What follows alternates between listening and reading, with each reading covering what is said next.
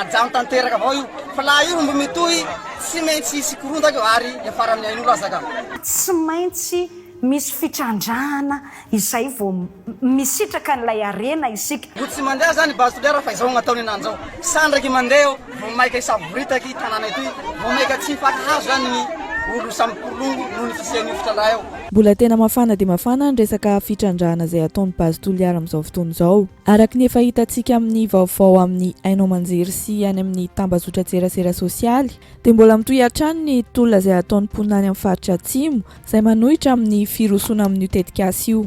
Manoloana an'izany dia nivoaka tamin'ny fahanginana ny lohol'i Madagascar Lalatiana Henriette rakotondrazafy nandritra ny resadresaka nataony niaraka tamin'ny Barea nandritra ny fandaharana manokana tao amin'ny fahitalavitra TV+ Madagascar. Araka ny fanehoan-kevitry ity loholo ity dia tsy azo hailana ny fitrandrahana arena kibon'ny tany raha te handroso Madagascar ary hitondra vokatsoa sy tombony marobe ho an'ny firenena ny fananana azy ireny. Voalohany indrindra dia mahatsapy ity loholo Madagascar ity fa manana fomba fijery tsy mitanila izy manoloana ny raharaham-pirenena eto Madagasikara. Nampatsiahiviny fa tena ilain'ny firenena mitovy amintsika izany hoe firenena andalam-pandrosoana mitovy amin'ny Madagasikara zany ny fampiasana vola ataony vahiny na inona lazaintsika malagasy. Tsy misy firenena nandroso zany hoy izy raha tsy nanana an'izany investissement direct étranger zany. Ny fampatsiahivana faharoa nataony dia misy lalàna mifehy ihany koa izy io izy. Nambarany fa efa novaina ny code minier, izany hoe ny lalàna mifehy ny arena kibon'ny tany moa zany ary tamin'ny taona 2024 izany fanovana natao zany, izany hoe voatsy ela zany fa tamin'ny fitondran'ny filoha Andry Rajoelina. Tiako hoe zany hoe mba misy lucidité tsika, misy recul tsika, misy objectivité tsika mandinika an'ilay zavatra misy eto amin'ny firenena. Ny zavatra tsy maintsy apetraka aloha Abrahama dia ny hoe na inona ambaratsika malagasy tsy nisy firenena nandroso zany raha tsy nanana investissement direct étranger. Firenena ohatratsika nyresahako firenena andalam-pandrosoana zany mila isika investissement direct étranger. Ny fitrandrahana tahaka ny base Toliara dia investissement direct étranger raha izay ary faharoa izay tena zava-dehibe ihany koa dia ny hoe misy lalàna. Ny lalànantsika code minier, refonte code minier, azafady lalànan'ny code minier aloha voalohany dia 99/022 dia avy eo tsika taty amin'ny taona 2023 nanovana io code minier io zany dia efa nanana code minier vaovao tsika, izany hoe refonte ny code minier zany lalànantsika mametraka ao amin'ny article 5 nio lalànantsika io lalàna 2023/007. Mazava zany fa fehezan-dalàna mifehy arena kibon'ny tany tao amin'ny lalàna fa 13/2027 no mandrindra ny tontolon'ny fitrandrahana arena kibon'ny tany eto amintsika eto Madagasikara. Fa inona moa no voasoratra ao anatin'izany lalàna izany? Araka ny fanazavan'ity loholo ity dia ny andinin'ny fahadimy amin'io lalàna io dia milaza fa ny fananana any ambanin'ny tany na ambonin'ny tany na anaty rano dia fananam-pirenena, izany hoe an'ny fanjakana. Ankehitriny io izy dia ny filoha Andry Rajoelina no misolitena ny fanjakana satria efa lanim-bahoaka izy. Midika izany fa tompony fanapahan-kevitra manontolo izy sy ny gouvernementany amin'izay fomba tiany hitantanana an'ireo fananan'ireo. Midika an'izany io izy dia hoe tsy hany solombavam-bahoaka sy teny randriana solony haiko na koa ireo hafa rehetra izay miray tendro aminy manohitra ny tetikasa na ireo mpikaramanady araka ny filazany azy. Ndao ara enontsika izany. Ny fananana any ambanin'ny tany substance minière, fossilifère na carrière ozy mifitentsika azy ireny fitrandrahana ireny na ambonin'ny tany na any anatin'ny sous-sol na any ambanin'ny tany na any anaty rano na any amin'ny fond marin atsika zany dia fananam-pirenena ka propriété de l'État.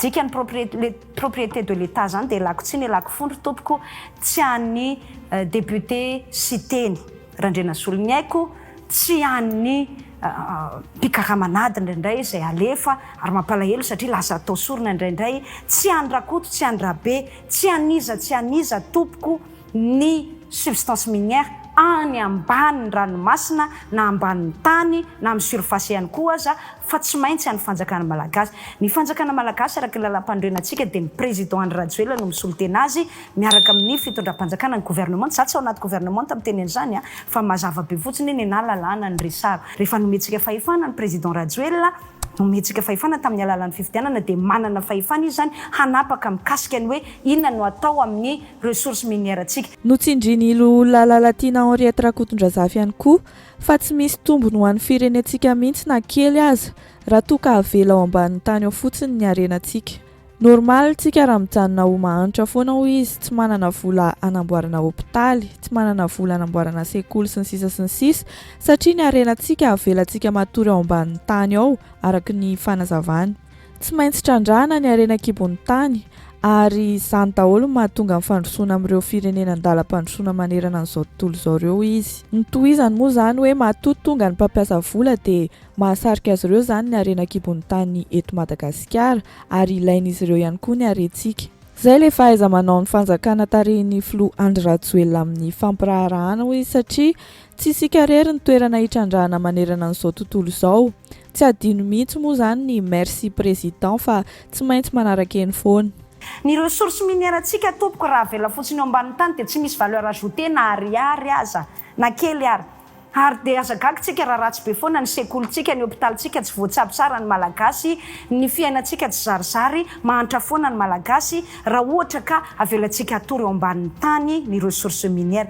Tsy maintsy exploitena ny ressources minières zay daholo tompoko nahatonga ny fandrosoana amin'ireo firenena andalam-pandrosoana manerana an'izao tontolo izao ary tsika nefa tsy mahavita an'le izy. Dia le dikan'izany le hoe miantso investisseur isika dia ny hoe andao ary nareo mba manampy any amin'ny trandrakan'io mba azahoany vahoaka malagasy tombony hampandrosoana n'ilay firenena. Matoa tonga ny investisseur, matoa zany mbola mijanety ny investisseur malgré na eo ary io contestation marobe sy ny ataontsika politisation amin'ilay izy io dia attractif ho azy zany le secteur minier ary zay climat d'attractivité zay foronay zay environnement attractif foronay zay tompoko dia isorana ny fitondram-panjakana satria matoa le olona mbola tamana ninona zavatra ambara hitrandrakan'izy io attractif zany ary ilain'izy ireo zany. Tsika ve dia mieritreritra Abraham hoe tsika rery ny incontournable manerana an'izao tontolo izao fa tsy maintsy zay ny fahaizana manao négociation ataon'ny fitondram-panjakana malagasy na inona zany ambara dia hoe tsy maintsy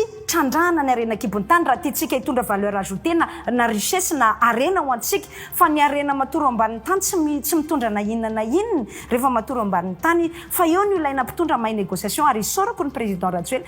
Manaraka izany dia nilaza ihany koa ty loholo ity fa tsy afaka hisitraka ny arena ananantsika mihitsy ny vahoaka eto amintsika raha toa ka tsy misy io fitrandrahana io araka ny efa natsipony teo aloha ihany moa zany. Fa ny antony mahatonga azy tsy afaka hisitrahantsika dia satria tsy vitantsika rery le izy. Tsy manana fitaovana hitrandrahantsika, tsy manana fahaiza-manao isan-karazany ihany koa, tsy ampy traikefa ka zay no mahatonga antsika miantso mpampiasa vola avy any ivelany mba hahatonga ny malagasy hanana tombony amin'ny fananana an'ilay arena.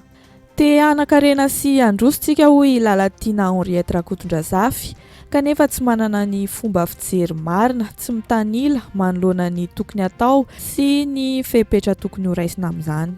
Aza donoina fa tsy maintsy misy fitrandrahana izay vao misitraka n'ilay arena isika fa raha matory ambanin'ny tany eo fotsiny tsy misitraka n'ilay arena nge tsika tsy misitraka n'ilay arena nge ny vahoaka any an-toerana ny vahoaka Toliara ny vahoaka ny Toliara na ny vahoaka any amin'ny sita io tsy misitraka raha ohatra ka avela ambanin'ny tany fa ny fahafahana misitraka azy dia hoe tsy vitanay malagasy io satria tsika tsy hanana ny fitaovana hitrandrahana azy tsy hanana ny expertise tsy hanana ny expérience tsy hanana ny fahaiza-manao isan-karazany dia miantso mpisehatra vahiny isika mpiara-mombonantoka hoe ndao ampio zay hitrandraka an'ity mba hisy tombotsoa an'ilay firenena malagasy. Zay zany le tiako tenena ka ny anany fantaniko hoe androso ve tsika sa tsy androso fa alery tsika mampiseho ny fahantratsika dia nefa tsika koa miteny foana hoe mba mila mandroso kanefa rehefa ny sehatra tokony ilandrosotsika dia tsy ampy ny recul ananantsika hiteny hoe mety sa tsy mety ty zavatra ity. Mahakasika ny fiantraikany amin'ny resaka fahasalamana sy tontolo iainana kosa indray manoloana ny tetika asa fitrandrahana dia hoy ny loha Lalatiana Rakotondrazafy hoe tsy isika rery no voalohany ny trandraka teto ambonin'ny tany, tsy maintsy misy foana ny radioactivité fa jerena izay fomba ampihenana amin'ny fiantraikany mba tsy hamono ny vahoaka malagasy hoy izy. Amin'ny fitrandrahana rehetra mantsy hoy izy hatrany naiza dia tsy maintsy misy foana io ambana amin'ny resaka radioactivité io fa ny mila hifanarahana mazava mipitrandraka dia ny fomba rehetra azo atao ahafahana mampihena an'izany ambana izany. Toy izany ihany koa ny fiantraikany amin'ny resaka tontolo iainana hoy izy. Daondray aza enotsika ny fanazavany mahakasika an'izany. Tsy tsika rery no voalohany trandraka teto ambon'ity tany ity.